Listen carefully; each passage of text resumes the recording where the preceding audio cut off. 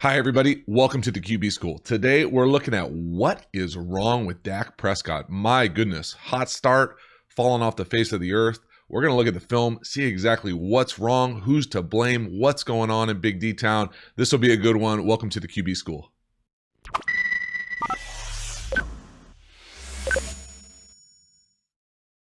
All right, hot start. Dak Prescott lighting the world on fire the first 3 games. Last 2 games, 4 picks, a little misleading. One of those Hail Mary, the end of the New Orleans game. But we're going to dive in, take a start with this game against the Jets. On the road, tough environment. Sam Darnold coming back from mono. Dak Prescott here, 3rd and 5. I don't really love this call for a number of reasons. A little double move. Give your guy a chance. Prescott's getting hit all over the place. He does give him a chance. But this, to me, is a little bit of concept. 3rd and 5. You're going to throw a double move. You're going to take a shot. Okay, we're going to roll the dice, give our guy a chance. But you also got to have something if it's not there. And what I mean by that is on this little move right here, we'll see down here at the bottom of the screen, little chair, sluggo, whatever. But everything else is really a zone beater. Now, you could say that there was some potential man beater right here with this little arrow or whip route by the number 2. So what I mean by that is we come out here, if for whatever reason this isn't here, we're trying to get the ball out here. But if it's not there, we're going to come out here and throw this little whip win route. So I'd like to see him do this. Everything else is really zone beaters. They're just having a little hookup. So you're basically saying if it's man, we're going to go 1 to 2. Well, if 1's not there, if you don't like this matchup or he doesn't win with this double move, you got to be willing to come out and get this little win, and you got to win. So again, it's just a little bit of a combination for me here of concept, scheme, play calling, and decision making. Now, it's really, really, really hard to play quarterback when you have a tidal wave coming at you from the pocket. There's no easy throws right here. You're backing up, moving to your left, way too much push for just a 5-man rush. But again, that ball's got to come down to the number 2 if you have time. If you don't have time, which he really doesn't here. So, I mean, it's hard to blame Dak Prescott right here for this. You'd love to see him come off and make that throw to the number 2 right underneath it on that whip or arrow route. But again, he's under an onslaught of pressure right there. That's a combination. 3rd and 5, you're going to take a shot. You got to be able to protect to be able to do that shot. This, to me, is one of the most disturbing throws I've seen in the last few weeks from Dak. Just come out, little hitch or stick route, and this is just a miss. I mean, you can't miss this at any level of football, let alone the NFL. He's wide open, running a little, I want to say, I mean, they could call this a stick or a hitch. It doesn't matter what you call it. You're going to come out here, turn around right here, get a little flat right here, and it's just 1 to 2, and he's standing by himself, wide open, Hall of Fame tight end. You got to be able to put it on him. You can tell afterwards, just by Witten's face, that he is not happy with that throw. I mean, you can't miss that throw. It's unexcusable. Right here, watch this little look he gives. Whoa, not good. So again, but that's just Dak. I mean, he's been inaccurate like that his entire career. So they were scheming him up the first few weeks, big touchdowns, but then he's got to miss some throws. But then again, you got to make plays. This is 3rd and 4. Again, this is a little short post concept for people who watch the channel down here to Witten. Now, to me, the ball could go there. So again, this is just a variation of whatever you want to call angle routes, short post. We're going to run across here, and then we're going to come out and in right here. This is just short post with a comeback on the outside. So it's usually 1 to 2 right here. So to me, the ball goes here to the short post. But if for whatever reason you don't like the short post, which he doesn't here, you got to catch the ball. Like, there's just way too many drops. Now, he's never going to be pinpoint accurate, but he never has been. And for me, that always comes from being too toesy in the pocket. Talk about it on this channel all the time. You need all your cleats in the ground. I know his quarterback coach, John Kitna, played with him in Detroit. I know he's teaching that. But again, he's so athletic. He's so explosive. He's always bouncing around. But again, to me, the ball, 3rd and 4, put it on Witten right there. He's looking at him. Put it on him right there. Now, yeah, he's getting driven by a DB, but that's a first down. That's an easy throw and catch. That's a decision. But back here, you still execute good enough to be able to come out. You got to catch that ball. You have to catch that ball as an NFL wide receiver. Again, there's some technique things that I don't love that the Dallas wide receivers do. They jump all the time for some reason. And I mean, a lot of wide receivers jump all the time. But jumping right at the last second, like right here, this is brutal. I mean, this is a brutal miss. 2nd and long, you're coming out, getting a completion, want to get half back. Again, they're jumping, and it's hitting them in the face. They're lucky and fortunate it's not picked, but this is a technique teaching fundamental thing on the perimeter. You can't jump and catch the ball well. You would never jump and change your eye level right before something fast is coming at you. There's just no reason to do it. To jump and then have the ball hit you in the face, you don't have to jump. Just catch it with your hands. Don't change your eye level. Just catch it with your hands. You can't have this happen. Again, jump off his face. Just keep your feet on the ground and catch it high with your hands. Don't change your eye level right at the last second. And either way, even if you do jump, you have to catch that ball. There's just no way when you're playing with a guy like Dak Prescott that he makes a play like that. You have to catch the ball. There's just too many drops all over the place. And so then 2nd and 11, wide receiver drops a first down. 3rd and 11, what are you going to run? What are you going to call? You got screens as an option. You got an opportunity to throw a slant, let him run for a first down. What do you call? You call toss crack. This is basically just saying, dude, we don't trust you right now. Just get the ball, punt it. Let's live to play another day. I mean, that's it. That, to me, is pretty insulting as a quarterback when that type of stuff happens. Then this one, what I really want to talk about QB school-wise is because this is not on Dak for me. He battles back, scores a QB draw, touchdown right before this. 2-point play. What do they call? They go empty. Okay, empty. There's 2 options in empty for a 2-point conversion. They are either going to heat you up or play coverage. And what I mean by heat you up is they're going to bring 6.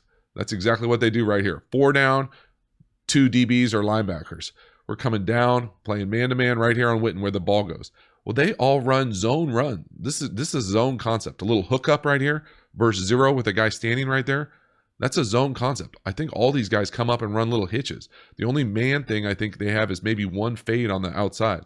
But again, this comes down, not only is it a poor call, I don't love the call at all because there is no real true 0 option unless you're going to throw a fade on the outside, which he should, versus 0, no doubt about it. This is a decision-making from Prescott. But again, you're going to throw fade. Fade, I mean, I'm not huge on football analytics, but I like it a lot. I should contradict myself there. But the lowest percentage play you can make down here for a 2-point conversion is a fade. It's just what the percentages say. It's not my opinion. So then you're going to come back. You're going to get fades on the outside and little hookups versus zone on the inside. Okay, so they don't love the concept, don't love the play call, but then the pass pro is terrible. And this is almost universal football at a high level. You never want free runners through the A and the B gap, especially in a game-winning play, a 2-point play. Nothing worse than seeing this defensive coordinator celebrate after hitting a quarterback, in my opinion.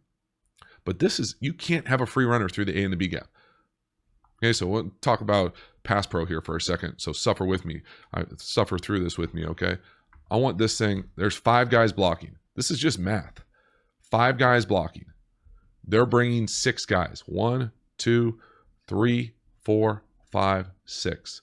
Now, common sense would tell you if you have 5, you want the 6th guy, whoever the 6th guy is, it doesn't matter which guy it is, the guy on this side or the guy on this side, to be the guy who has to run the farthest. So a good rule in pass protection is you never want free runners through the A gap, the gaps on the side of the center, and the B gaps, the gaps on the outside of the guard. These 4 holes should never have a free runner. So on a game-winning play, to have a free runner through the A gap is unacceptable at any level of football, let alone the NFL. So this needs to be 5 guys right here. These 2 guys, in my opinion, are the ones that make the mistake, the right guard and the right tackle. This is a squeeze call. Squeeze, we're down. And this guy comes out here. He's got the one that you leave free. He's got to run the hump, run the hill. These 3 guys over here, we're sliding across for these 3. This is pass pro. This is all pass pro and concept, but you can't, then Dak takes the heat for this. There's a guy running through the A gap. There's no way that you can make this throw with a guy running through the A gap like this. Now, sure, you would love to not throw it at his ankles regardless, just give him a chance. But again, it's really hard to play quarterback, if not impossible. Just imagine this. For the game, for the win, we're going to let a guy run through the A gap. It doesn't make any sense to me for him to get all the heat. It's never just on the quarterback. Combination. But again, can't throw it at his ankles, no doubt about it, but you can't have a free runner through the A gap on a play to win the game. There it is. It's a bad feeling. Trust me. It's a real bad feeling. It's good to even get that ball out. You'd love to give him a chance. But again, this type of stuff, it drives me crazy that they don't get a chance to get the ball out of your hands playing quarterback. A and B gap free runners, really, really, really tough to play quarterback at a high level when you're getting that type of pressure. So again, that was just one game. Now let's go back, watch the Packer game. Had a couple bad interceptions. This one right here, again, to me, this ball should be caught. Absolutely. Should it be a better throw? Yes. No doubt about it. 100%. But it hits him in his chest. I mean, it's wide open. Don't get me wrong. But he's never been pinpoint accurate. That's not his game. His game is he's a winner. His game is he makes plays with his feet. His game is he gives you a good enough ball that you got to catch the ball. But again, to me, he's always been a guy who needs to see it, then throw it. And what I mean by that is there's just not a lot of anticipation anywhere. So right here, again, this is coming out of a break. He's wide open. We'll see it from the all-22. He's wide open. You got to catch that ball. Yes, it's a foot behind him. It's a 20-yard throw. You got to catch that ball. There's no doubt about it. So we'll see from the all-22 right here. There's nothing worse than having a guy wide open. So scheme-wise here, we're just running right through the middle of the field. It's middle field closed. Middle field closed. Easy. Man. Easy. Everybody sees it. Everybody knows exactly what it is. All we're running is a variation of, I think he runs a post and an in, and we're throwing this in on the outside, and it's a deep in. Drawing didn't do it justice. So again, you got to come out and you got to find a way to either make this a more accurate throw or not call plays like this that he can't make consistently. Now, that's a banana rounded in. I don't love anything about that route. That's probably half the reason too. Again, this is people who hear me talk about route running will know that I don't love that release. I don't love the banana round. He starts that thing at the 0 on the 30 and doesn't get that round in there until it's almost 10 yards. So it's hard to throw accurately. I'm making excuses. It's hard to throw accurately, even if he's that wide open. But he's wide open. Just lay it out there, bro. Just lay it out right down the hash. That's a huge chance to score, to be honest with you. You go from a wide open route to a chance to score. But again, it's not just the quarterback. He still needs to throw a more accurate ball, no doubt about it. But again, that is a route thing. That is a banana route. And what I mean by banana, I mean that thing is rounded in there. You can't run an in the NFL with a 10-yard round. You can't run it at any level. It's like a recess route. You got to come out there and be precise and sharp with your depths and be able to time this thing in. But that's wide open. I mean, that's wide. You can't miss throws like that. Wide open lane, wide open guy, and this turns into an interception. Just not acceptable. And you're not going to play at a high level when you do things like that. So yeah, is there definitely some of this on Dak? Absolutely. But again, you need to have a perfect, better route. You need to catch the ball when it hits you in the hands. All those things go together, but the quarterback gets all the blame and he gets all the glory. Now, this one is just an absolutely horrendous decision. I mean, it could be picked off by 3 guys. Just a post with the over. Again, I don't love the concept. We'll see it from the all-22. I hate delays over the middle of the field. Anything late over the middle of the field, unless it's a picture-perfect look, it's got danger written all over it. We'll see the Cobb. I don't love Cobb's release here. He's able to come out and kind of like slow play this thing from the line of scrimmage. We'll definitely see it right here. Again, it could be picked off by almost 2, at least 2, if not 3 guys coming out there. Again, bad feeling, close up. Again, watch this motion across. Cobb. He's the guy we're throwing to on the little over. Got 2 posts up top. This inside slow release, to me, this is muddled the whole way. Nothing to do with that. Get the ball down to your check down. This is an easy throw to the check down. So concept-wise, again, it's a great design. This thing probably looked amazing on the whiteboard. You kind of come up. We're going to run these 2 clear posts out of here. Then we're going to slow Cobb out of here and run right into this little alley. And if it's not there, we'll check it down right here. So really the read is 1 to 2. And it's all off this player right here. So if he gets depth, we're down to the check down. If he comes down or he runs with the post, we're going to have this over, slow over. Well, you just can't predetermine where the ball goes. But again, he's always going to be able to see it, throw it, and it looks open. He goes to throw it right there. It's open. He comes back, makes that play because you don't have an understanding of what's going on with the concept of the route. You're watching the mic and not the guy who's the will or the guy in the flat on the hash, looking at the wrong defender. Again, just don't love the concept, don't love the design, don't love having to always trick people into getting people open. You just want to be able to run, let the quarterback see it, make a good decision. Right here, he looks like he is just locked on Cobb the entire time. There's no way he's not throwing it to him. But again, these play action throws where he needs to be able to make either a better throw or a better decision. But again, why is he slowing off here? This isn't faking anybody like it's a run. Like, that's just a poor design play, compounded by the fact that it's a poor decision from the quarterback. So again, absolutely not good enough. But it's not just Dak. It's definitely the combination of the play design, the execution, the route running, catching the ball. It's all of those things. So yeah, is Dak not playing well? Absolutely not the last few games. But could they help him with some route precision and some catching the ball and some better play calling and some better pass pro? Absolutely. Right here, again, they're just on the wrong page. To me, he throws this ball perfect. The wide receiver needs to come back to the quarterback. Now, unless you are in the room and you know exactly what the principles are that they're teaching the wide receiver, nobody knows for sure except the quarterbacks and the wide receivers. Because he lets this thing go, to me, this is a strike. We'll see it right here from this angle. Throwing a little curl to the right on the 40. 1, 2, 3, looking left, come back, throw this thing. Now, it's open. That's open in the NFL right there. You should be able to come back, man-to-man coverage, and throw it right on him. He should come right back to the quarterback. But if he jumps over here, if he comes out of this man coverage and just freaking out because it's press man, and he jumps over here and it hits the DB in the chest because you threw a strike, well, whose fault is that? It doesn't go down as a wide receiver interception. It goes down as a quarterback. Boom. He jumps out of that thing. He jumps to his right. Come right back to the quarterback. Now, I'm just guessing that that's the rule because that's most often the rule. But you can't lose your mind because you're getting your head slapped and you're getting bumped.